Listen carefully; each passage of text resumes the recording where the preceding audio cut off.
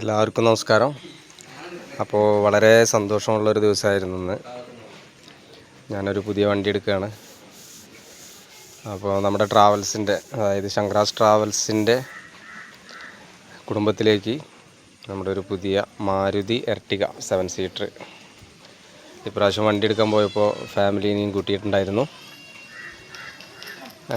ഉമ്മാനെ കൊണ്ടാണ് വണ്ടിയുടെ കീ ഒക്കെ വാങ്ങിപ്പിച്ചത്.